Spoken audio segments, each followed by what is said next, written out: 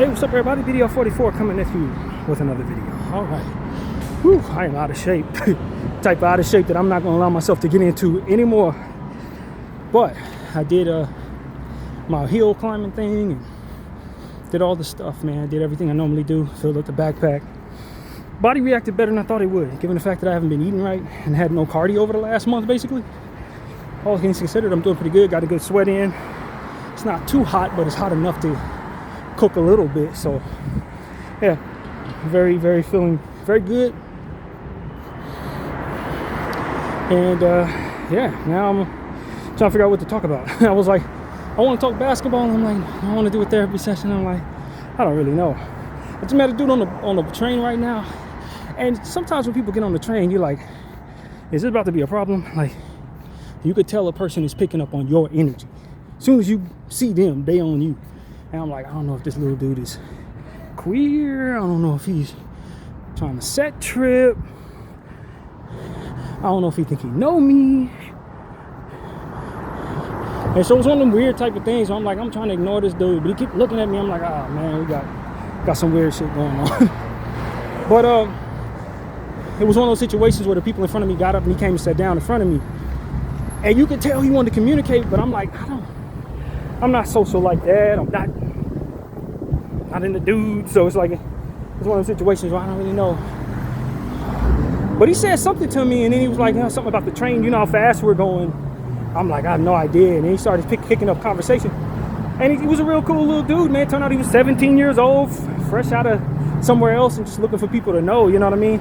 Outgoing personalities. That's not who I am. But once I realized how young he was, I was like, oh man, I could talk to this dude and kind of help him along the way, you know what I mean? Because I was at some point his body language was giving off anxiety, like he was anxious, like he was uncomfortable, and that kind of thing. And I'm like, I detect that. Like he's on edge. You can tell he's on edge, but you can also tell that he's not a bad guy, and that kind of energy. So it's like, okay, I feel like big bro right now. Before he even opened his mouth, I'm detecting all this as he's standing up, as I'm peeping what he's doing. I'm like, all right, I don't think this is gonna be a problem. Whatever the hell this is, I can talk my way out of it. And by the time the whole situation transpired, it was like, yo, this is cool dude, man. Good energy, good vibes. You just never know sometimes. Some people are just outgoing personalities, and when you're an introvert like me, who want to be left alone, it be one of them situations where you give off the wrong energy to people. And it's like, yo, I'm not like unhappy with this person in front of me, you know what I mean? It's just, I'm old. Like I've been around so much, I've seen so much bullshit to allow. It's just like I'm not really up for meeting new people under too many circumstances, you know what I mean? But given the circumstances, it was like, oh, okay, like, yeah, man, cool cat, all right, cool. I walk away from it feeling like I'm glad I didn't keep my defenses up. I'm glad I wasn't glaring, giving off that, hey, I'll knock you out type energy, because at the end of the day, that's not really how I feel about anything. I'm just minding my business. It kind of, you know what I mean, on defense and on defense about people. So it's like, you know, when things transpire, man, said a good word, got a good laugh, both of our days were brightened up, part ways, no problem. That's how it's supposed to be. I said all that to say, a lot of times these defensive energies and the presence and the cognizance of racism, gang culture in Los Angeles, you know, queer culture, it can make a person just want to be defensive with everybody and expect the worst of everybody. And sometimes they don't have to be like that. Sometimes God can use you to just brighten up somebody's day, or give them a good word, or make the world around them a bit less anxious, or what have you. And I think that's what I got from that situation. Very positive energy. If I ever see homeboy again, we're gonna slap hands, we're gonna have good things to say, and it ain't never gonna be a problem. And I think that's the way it's supposed to be when you're different. I mean, he was probably biracial, like half black, half some sort of Spanish maybe. But like the point is, when you're amongst people that are different than you, that's what he was supposed to be about.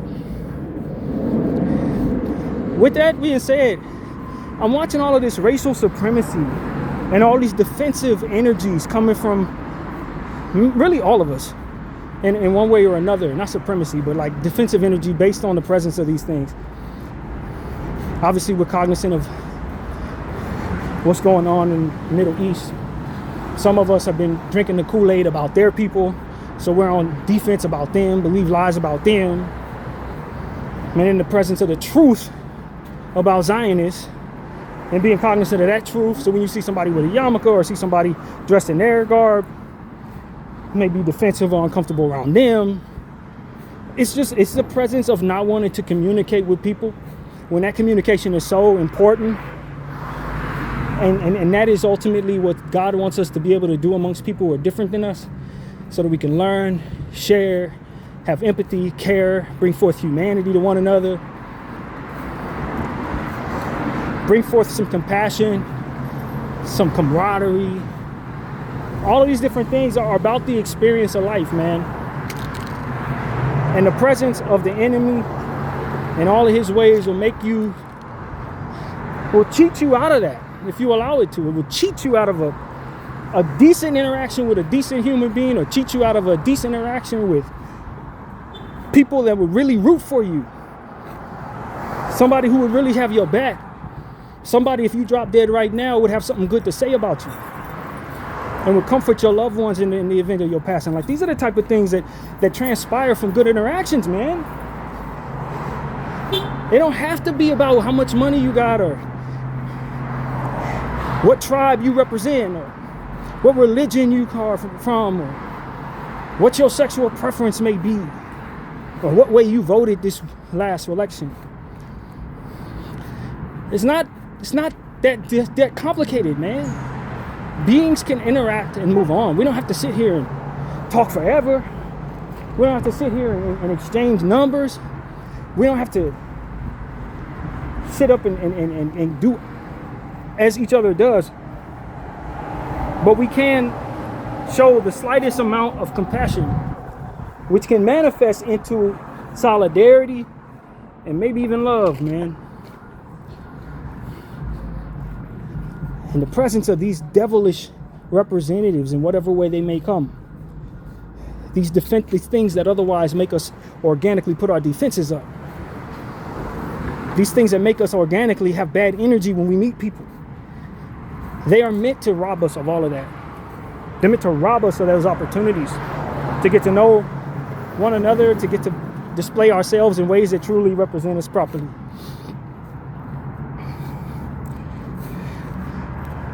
That young fella taught me something today. And what he taught me was, it's okay to put your defenses down and just interact with somebody. It don't mean you got to trust them with your social security number. But you don't have to act so jaded and so guarded that you forget to be decent in the presence of people that are looking for decency around them, who need for you to be decent in order for them to just be comfortable and not jaded or not guarded or not defensive themselves. And I hope that I left him with some energy that'll make him feel that much more comfortable in this place, make him feel that much more comfortable in his skin, and make him feel that much better about when he sees somebody like me, that he don't have to feel that way around them again. Whatever way he may have felt that wasn't right. And he can feel comfortable in his own skin to say that some people will accept you. Somebody will accept you for who you are, whatever that is. You know what I mean? You know, it's a thing that's going on right now that I'm seeing today as well, that I can carry with me. And Hollywood is celebrating Pride Week. Israel's also, and from what I understand, at the Dead Sea, they have some type of grandiose Pride representation party. I know the Zionists have manipulated a lot of movements. Pride, Black Lives Matter, obviously Judaism, and the hardships that they went through in the Holocaust, all being manipulated and hijacked by Zionism and devil worship. They want to make it so that we look at people who represent these groups and automatically think of the worst of them instead of thinking of what it is I just described. There are two things that could be true at the same time. You can identify that these representations have been manipulated into pushing an agenda, or manipulated into forcing themselves upon all of us unwantedly in certain cases, particularly as it pertains to LGBTQ and children, for which I've been very encouraged that there is a positive way to introduce all of that to children without force feeding it on them, without pushing people away who are on the fence about whether or not that stuff should be around their children. I've seen some individuals who represent that community as of late, a few, consecutively, and I know that's not by accident. I think the Lord put that in my face for me to see it. There are individuals representing LGBTQ who are trying, with respect to themselves and their love for their culture and their preference, trying to shield off some of the flamboyant energy and some of the same-sex promiscuousness in the presence of children. There's a gay brother got on the internet and said, man, when you see me on the streets with my nephew, don't be hitting me with all that jargon that we're comfortable with away from my kid. It's not that I'm not comfortable in my own skin or away from kids. It's just that I respect that children should not be exposed to certain things that are very difficult for them to understand in ways that are not constructive or ways that don't shield them from what should not be in their eyesight. Then I saw another individual in that same group hit off with some similar stuff, saying that when he's around kids, he's not flirting with the people he's into. When he's around children, he's not having the same type of conversations that he would around his comrades and his friends and his loved ones, because kids should be shielded from all of that. Like, those are the type of representations that I can get behind, because I have an idea that I've been guilt tripped into thinking that I'm supposed to be comfortable with kids having all of that exposed to them, and that I shouldn't think there should be no line, that I should not even consider that there should be a line for which we don't cross as it pertains to introducing certain topics in that regard towards children. There should be a line. There should be some guarding. There is a line between introducing what kids are already going to be influenced by around them just from it being in their environment, and promoting it to children and influencing them to be curious about things that otherwise aren't organically curious to them. Introducing what, dare I say, confusion into their lives. That's what the enemy wants to do. And create angst within this conversation so that we're not constructive about finding solutions amongst one another. If he forced it upon kids, then I naturally am going to be unhappy and jaded about that understanding, and then not as welcoming about the community. It's manipulated to pin people against one another. See how hard we're going for it? You have no right to be unhappy with how hard we're going for it. And that creates a conversation or a defense that doesn't allow for communication that is constructive, a even playing field from which to start all conversations, jargon that can help one another see one another's points of views. That's deliberate. They want people to be uncomfortable so that that playing field is not level. When we start whatever conversations, we're starting with violence, we're starting with insults, we're starting with defense, we're starting with everything but a desire to represent ourselves in a peaceful manner. It's not by accident.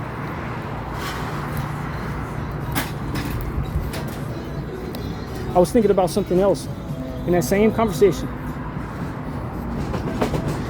And Candace Owens' position on Black Lives Matter, the movement, and what she detected, properly detected, as manipulation within that movement to align certain individuals with their pockets, with money, and ultimately immobilize discomfort amongst people who otherwise are not really sure about one another. And then from there, the manipulation of a perspective of a person like Candace Owens, who wants to be comfortable in white spaces within her black skin, particularly conservative white spaces, which often aren't very kind to people with black skin. Her trying to climb up the ranks of political status, and all that comes with the posturing of that, while simultaneously living in black skin, involving this topic, for which she sees manipulation within. I would say that Candace's position didn't make for her being too kind to people who were within the matrix who didn't quite see the manipulation tactics, who weren't quite awake to what it is that ultimately she was trying to wake people up to, who didn't align with conservative white spaces in any way that they could actually identify with, who would ultimately see her as a coon for not aligning with the collective black thought of what the movement should represent. Hey, little buddy. Or what the movement should represent, which is an end to unreasonable and unhinged violence against people of color by the police. That was a sound point of view, especially if you would be able to see some of what it is that we saw and they're able to look at it through an unbiased and compassionate lens. Of course, you don't want to see people get brutalized in the streets by anyone, whether it be people who represent themselves as police officers or by random whoever. We don't want to see people brutalized in our streets. And if there's a group of people who are screaming out saying, hey, we've been brutalized, look at us, pay attention to us, care about us because it's continuing to happen, yeah, there's going to be a certain blind support for that, and there's going to be a blind rejection to that based on racism and the notion that said group is rejecting your group, etc.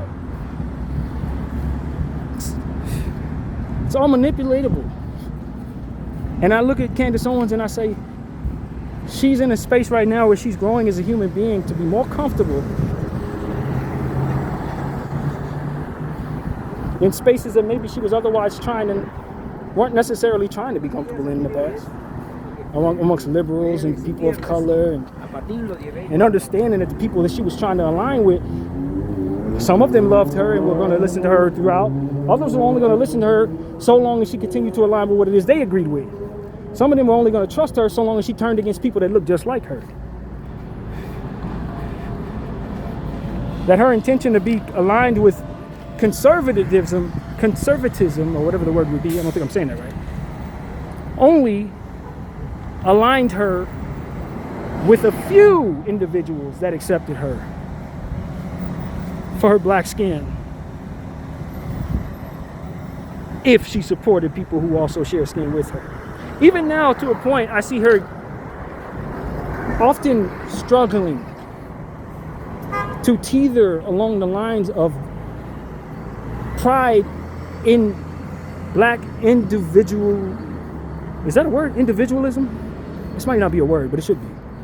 As in standing in black skin and taking whatever position you do, proud, identifying as you do, and then from there being comfortable in whatever position you take. It's almost like she has to feel, thank you, she almost feels, to my eyesight, that she needs to kind of other her blackness in order to align with the people that ultimately would listen to her otherwise. I think that's a position that the Lord wants to put her in so that she would be somebody that they would listen to. And she's one of the most respected and appreciated voices in conservative culture right now, and is starting to branch out and have communications with people on the other side, so to speak, constructive conversations. I've seen her growth, and I know she's headed in the right direction, but I still feel like she's trying to protect against flat out saying, yo, I'm a black person in conservative spaces, and though I love my conservative people, I also take a great deal of identification with my blackness. I think she feels that a little more than she feels comfortable saying that or taking the positions, because she feels like she's probably going to lose some people who otherwise would listen to her if she doesn't take those positions. This is important, because I think what she's doing is bridging the gap between individuals who would otherwise not listen to black people and bringing forth a certain credibility to blackness in spaces that much credibility has never been given to us. And there's a certain topic, specifically Zionism, that can bring about a certain understanding that you can trust this person so long as they stay on the right side of that conversation. They've created a platform by being as evil and as supreme as they believe they are, and lying and killing and torturous as they are. Something that people can stand on to say, okay, look at me. I'm taking the right stance on this. You can trust me when I say that my heart's in the right place on things that we don't agree upon. Because when it comes to them, I'm willing to tell the truth. When it comes to them, I don't see what they do as fine because they are doing it like they want us to, and you can trust me here. So when I say Black Lives Matter was a movement meant to manipulate people into being up in arms about things in regards to their color and their race, and ultimately align the pockets of individuals that didn't mean well for anyone else, you can trust that I don't mean that I hate black people or that I'm not aligned with white supremacy on anything it wants to do, because here I am telling you the truth about Zionism and what's going on in Gaza. It allows for us, black people, who never agreed with what she said, who may have been hurt by her positions in the past, to say she's trustworthy right now. She's trustworthy when it comes to the bottom line. She understands what she needs to do to earn our respect. What is unfortunate about her position is that a lot of people from our side, the black side of things, don't want to listen to her because they're not ready to see the growth in her. They don't believe that growth is possible. They don't believe that it's authentic. And they don't have the context to understand that she has proven herself to people who've been paying close enough attention to her, that trust is something they can invest in further.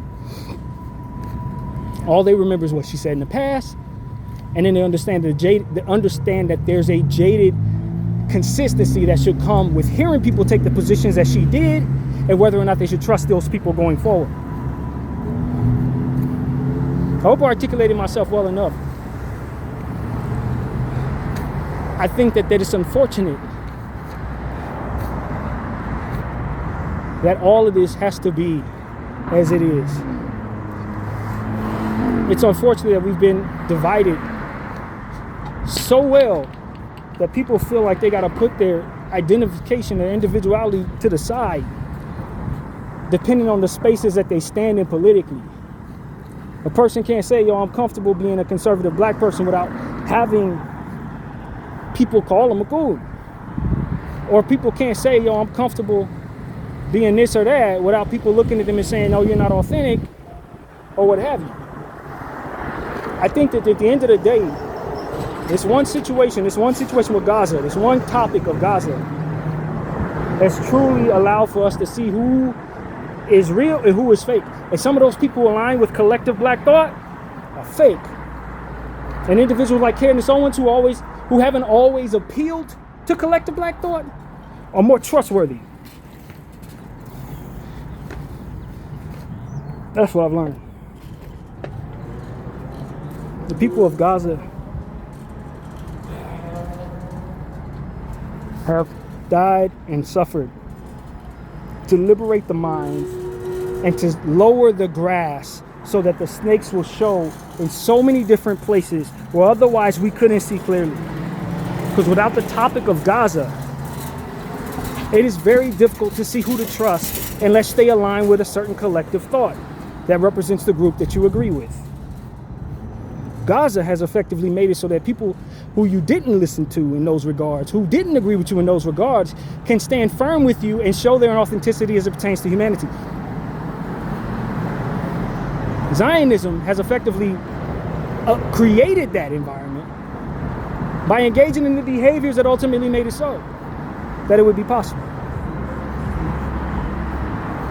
Through their intention to be supreme and be hateful, what they have done is create an environment for which more of us can trust one another, and more of us can see who it is that they control, for which we cannot trust, who would otherwise agree with us on every other topic. I know I'm speaking in circles, but I see people that I know I didn't agree with having the right stance on Gaza. I'm seeing people that I thought had good energy, that I appreciated, people that I trusted, take the wrong stance on Gaza. And because the stance on Gaza is one that effectively goes against many things that are immoral, supremacy of many kinds, of singular kind, torturing, mental torture, physical torture, sexual torture, financial embezzling on many fronts, manipulation, treason of many kinds, discarding of one's humanity, animal cruelty, and all these different things that Zionism ultimately has displayed itself to be for. Anyone, and I mean anyone, that shows me that they're aligned with Zionism effectively tells me that their humanity is defective.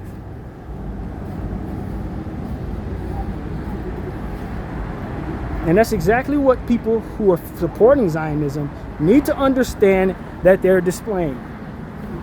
You need to understand that in real time, so many things are connected to Israel that are awful in this world. That if you support them, in the short term, you may feel like you're taking the right stance. In the long term, the fallout is unprecedented. It's unprecedented how many different things you're aligning yourself with that long term could follow you for generations. Different things that people could be vehemently, permanently mad at you about, just because it represents those things the wrong way. You know why these people are trying to take over the world? They have effectively made themselves the enemy of the world. And they may have control over a lot of things, but they'll never have organic compliance from the people. That they will destroy the world before they find spaces from which to stand that are peaceful, that they didn't isolate themselves within. This is the reality. This is the facts. They ain't gonna be able to go nowhere and wave their flag anywhere without being treated like Nazis.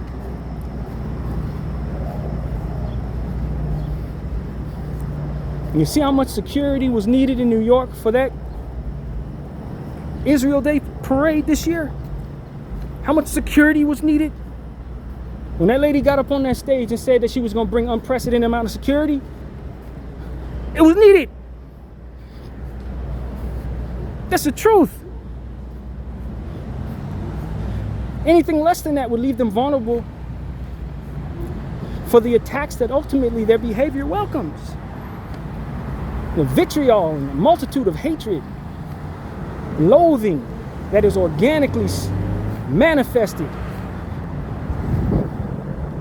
in the hearts of many types of people with many different variations of understanding and training and upbringing and patience threshold. You're strumming up hate in so many different types of people when you behave the way they've been behaving. Hell yeah, you need more security than what you actually prepared yourself for. If I'm being completely honest with you, Zionists, Israel, you need more security than that. You don't have enough security for what is possible from what it is that you have been doing. So when I hear they want to use unprecedented amounts of money on security for themselves, I think it would be wise they did. I really do. I don't think there's a single day where any of them can feel confident that it's okay to walk down the street without looking over their shoulder at any given moment. None of them. Not an IDF soldier, not somebody who stood behind the flag passively and was photographed or videotaped doing so. None of y'all are ever safe again. I'm just being completely honest with you.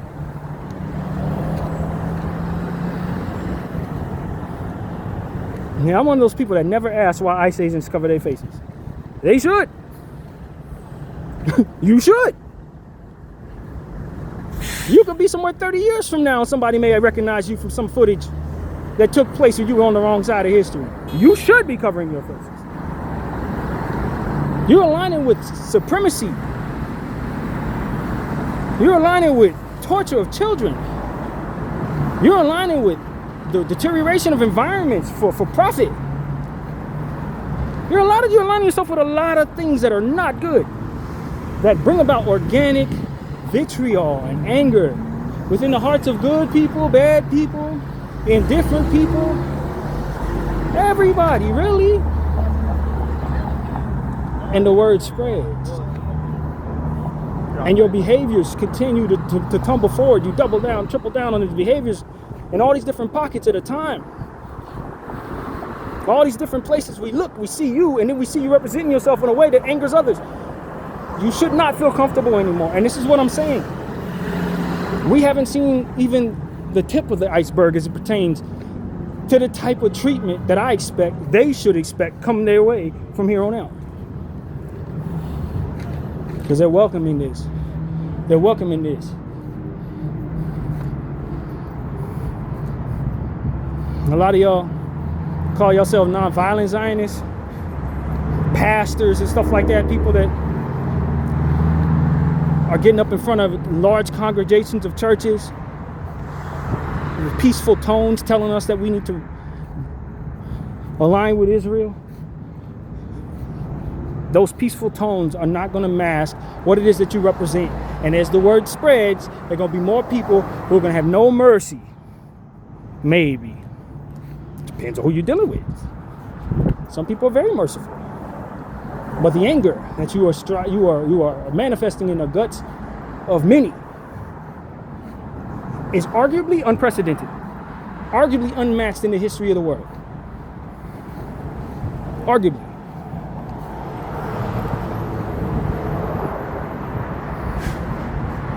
And the enemy of God, of whom you serve, understands this and welcomes, very much welcomes, what it is that ultimately brings about your undoing.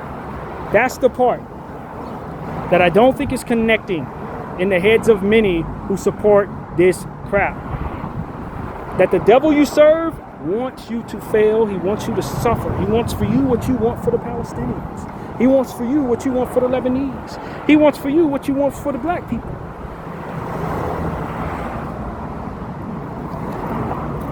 You are appealing to something that wants you to suffer. The very thing you're asking us all to do is the very thing that you are doing.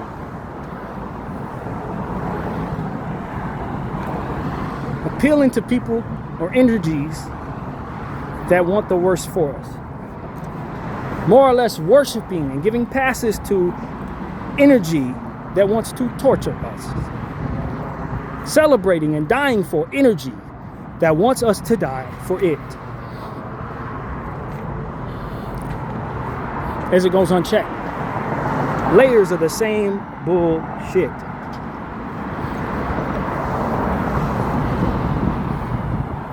You know, the Lord is telling me that I may be talking to somebody who is a Zionist.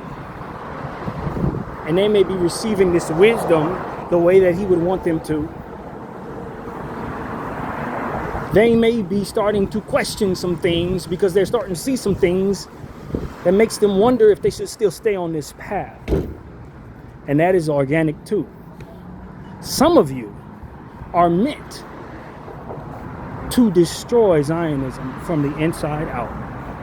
Some of you who are waving the flags, who are killing these kids, who are celebrating on TikTok and wearing women's clothing, you will be forced to live long lives where you see the error in your ways, where you see the betrayal of your movement against you, where you see the angles that ultimately have been hidden from you, that ultimately kept you fighting for something that was not to be fought for at all. You will live long to see how much vitriol comes your way, as to where many of you will not. You will see the deterioration of what your project is. You will see the deterioration of the trust that you had in the power that you wielded as it dwindles away. You will see the towers fall.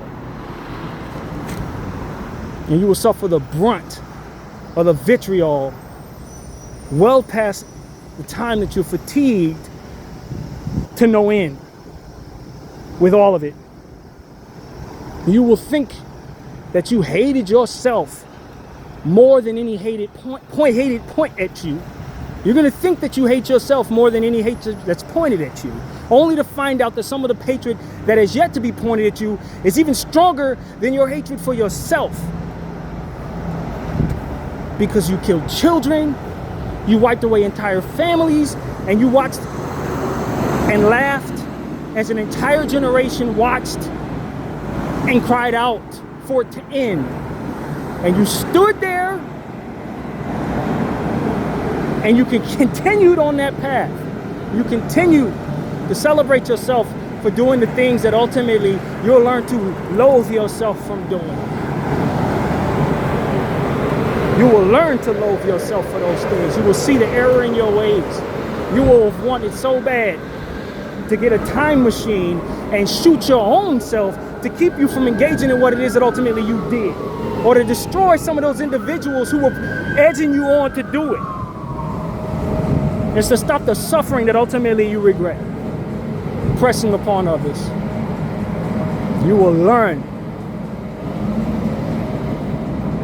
to hate yourselves for the hatred you put out. You will learn.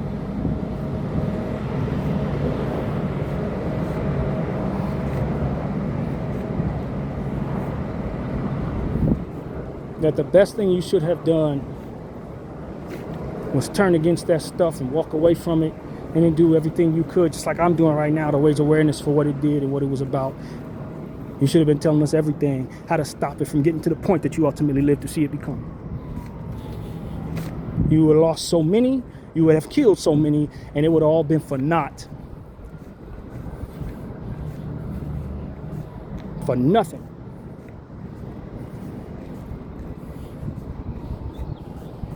It's the truth. The truth that you're at war with, that you don't know you should be friends with. The best thing for a Zionist is the thing that he tries to get away from the most, and that's the truth of his limitations as a people, his limitations as individuals, the things that he should otherwise not want to be seen doing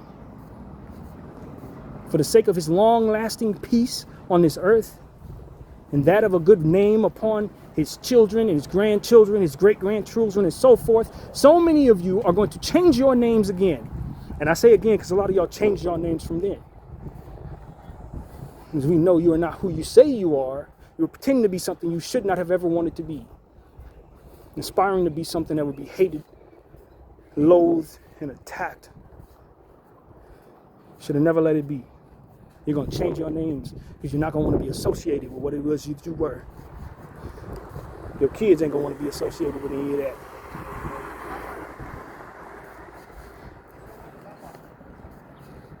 A lot of your loved ones that you mourn today, you're going to look back and see the villains they were.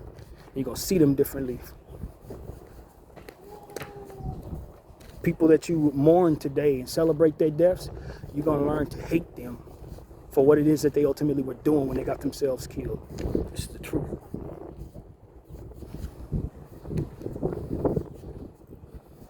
You're going to burn every Israeli flag you see in the future when all of this comes to pass. You're going to hate that flag more than the people who ultimately are angry at you today for doing the things that you do.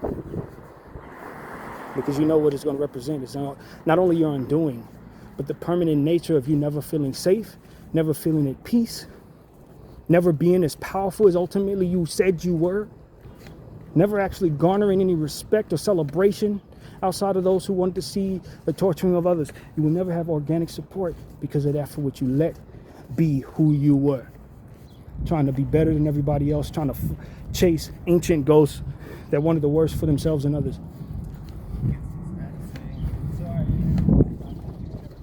Trying to appeal to ancient ghosts.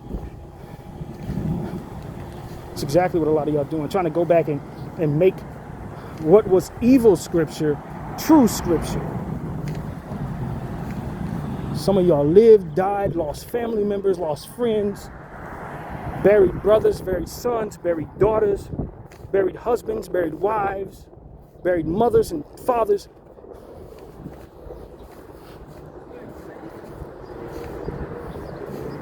How much did you lose outside of your reputation and your peace? How much did you lose in the name of supremacy? So I'm going to ask anybody who's following me who happens to be Zionist, how much did you lose?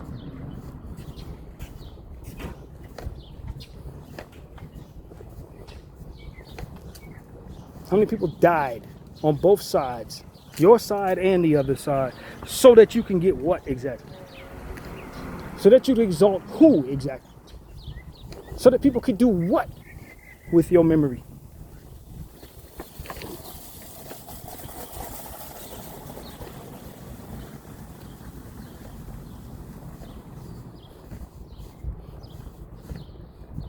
I tell you, it's nothing worse in the history of the world, nothing worse in the history of the world than being as disgraced as these people are for the things that they ultimately celebrate. And they think because something was written 1,000 or 2,000 or 6,000 or 8,000 years ago, that it justifies all of the harm that's going to be spoken of for 6,000, 8,000, 10,000 years going forward. And that footage is going to be in the cloud somewhere. Access of these footages that we documented, people like myself, are going to be in the cloud somewhere at that time. They're going to be able to see me just like you see me now. I'm going to be able to access all of the different footage of people dying, the killed kids' heads exploded, and all the different mutilated children, all these stories of Hind and Soul of My Soul, and all these individuals that lost their lives in the name of your supremacy. People are going to be able to see them in real time when your bones no longer even stand in proper structure in its graves. You will be known for the evil you engaged in long after you have lost everything.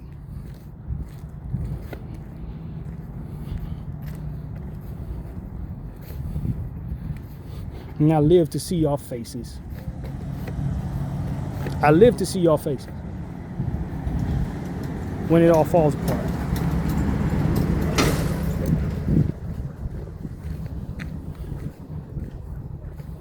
Thinking our Messiah is coming because you've done a bunch of evil, a bunch of wickedness in the name of yourselves. That is the stupidest thing you could possibly think. And that because you were wicked enough to destroy children in places that otherwise should have been sacred, that you would have manifested the return of something that's supposed to do what exactly? Celebrate you? If the energy wants you to torture others, then it obviously appreciates torture.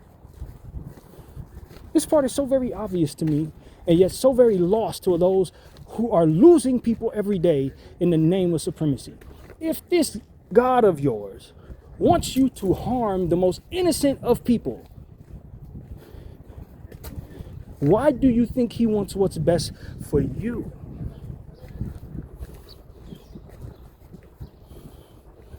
In the name of your supremacy, you are sacrificing many. He has a bloodthirst for children. You think that bloodthirst is going to end when he looks at you? Those I've used to kill all these people. I suddenly don't need any blood anymore. Go and thrive and enjoy eternity and happiness. For I wanted the worst for everyone but you, because you are special.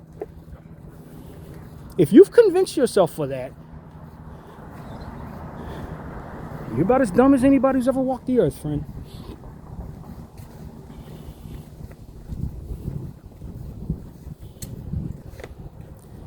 If you think this stuff is being done so that you can exalt yourself in the aftermath, you're about as stupid as anyone who's ever walked the earth, friend.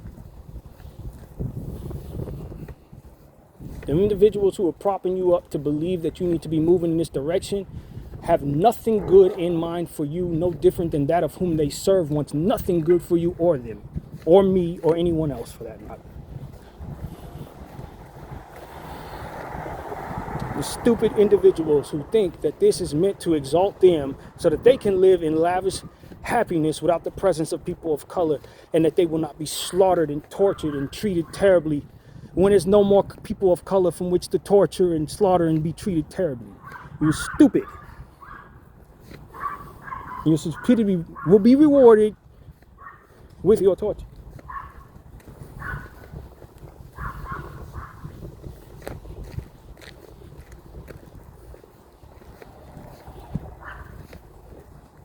That's what I want people to understand, man. That's exactly what the Lord's put in my heart to share with you today. Zionism, above all else, is mistaken about its importance in the grand scheme of things. Settlers think they're most important, as if these billionaires give a shit about them. and won't send their ass off to slaughter.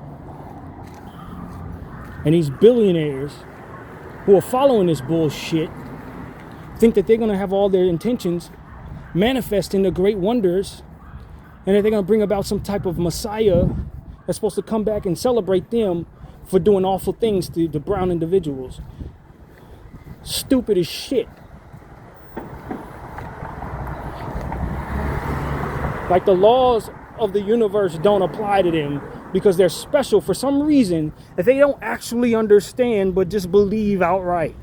Stupidity, friends. It is dumb.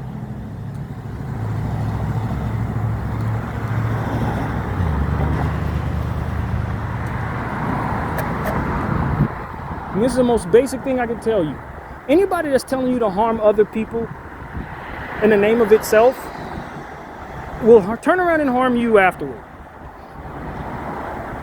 Period. If it's telling you, hey, go out there and harm these kids, it has no problem slaughtering your kids. If it's telling you, hey, go out there and sexually assault somebody, it has no problem seeing you go through that same fate.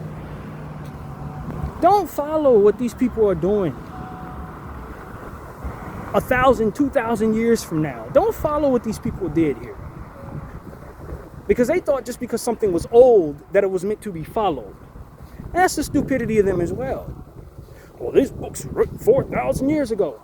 4,000 years from now, someone could look at a book that I wrote, and have that same amount of passion about it. And I didn't even mean anything serious. It was all satire. It was all an experiment to see if your dumbass would do that shit 4,000 years from now. I didn't even mean for any good to come your way for doing it. If you're following me, follow me because what I'm saying adds up. Don't follow me because I'm old as fuck. That's stupid.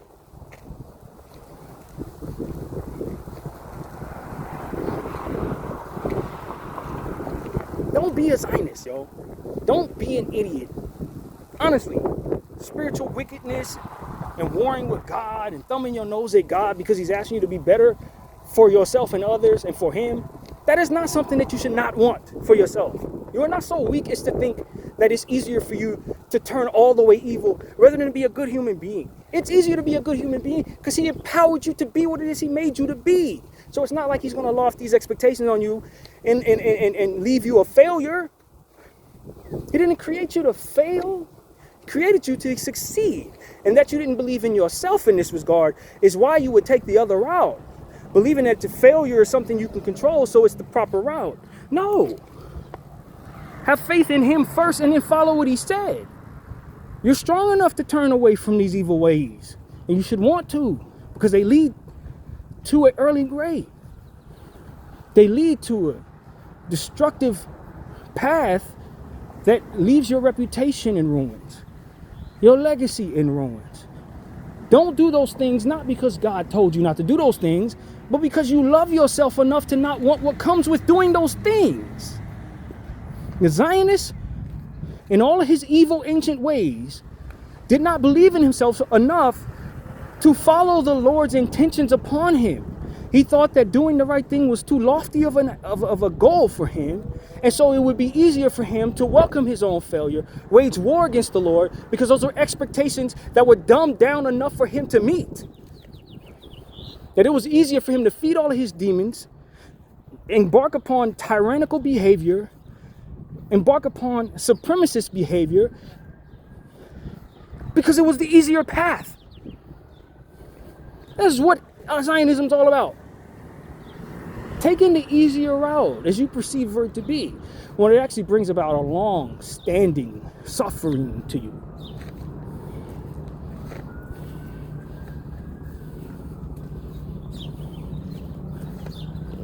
And their existence and their story and purpose parallels that of the enemy himself, who believed that because there was something greater than himself that placed upon a certain limitation and expectation that he didn't want to meet.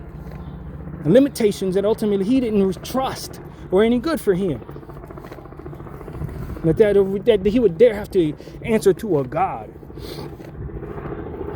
That we'd have to stay in line and govern his demons and govern his behavior at the behest of something other than himself. He didn't trust God to know that it was best for him to follow God for the path ahead.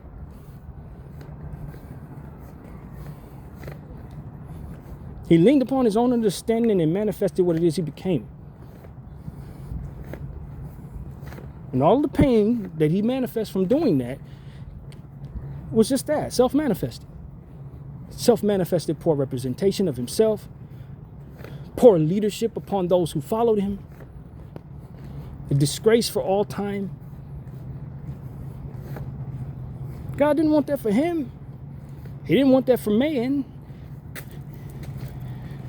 And he doesn't want it for those to come. That's not what he wants for you. God is not insecure in his supremacy. He don't need to always go around reminding everybody he's God. He is God. It's not that serious to him. He's more interested in how we're going to handle not being God. That's more important than him, than anything else. It's how are we doing, the unselfishness of it all. He created all of us and he wants us to thrive amongst one another, for himself, for us, for those to come. He don't want you to create environments for which people hate you and piss on your flag for the rest of eternity. If people want to wipe you out and feel like they're safer for you not being here anymore. He don't want that for any of us. Why would you sign up for that? Why would you want that for others when God didn't want that for you?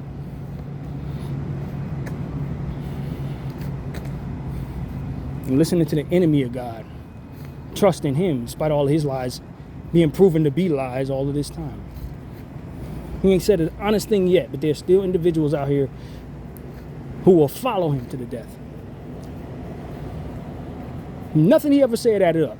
In the history of the world, ain't nothing the devil ever told these idiots ever add up, but they still follow him. Because it's easier than following God, because God holds them accountable. God wants them to turn away from certain things and leave a little on the table. Leave some behind for others. That's what God demanded them, and they couldn't.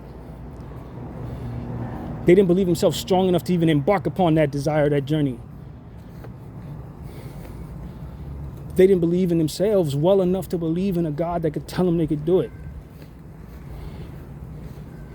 Now, what did it tumble forward to be? What you see there today. And that's what it tumbled forward. If thousands of years later, you see this bullshit from their descendants.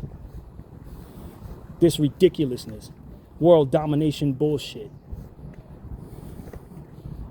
Deep insecurity and victim identity crisis, narcissism, disorder bullshit.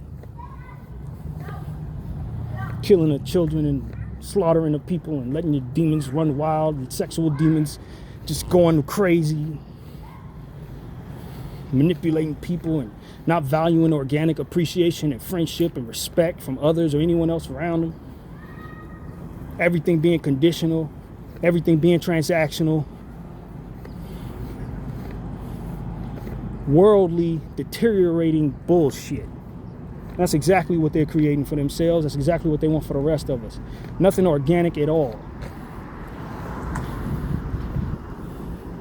Everything being about money, supremacy.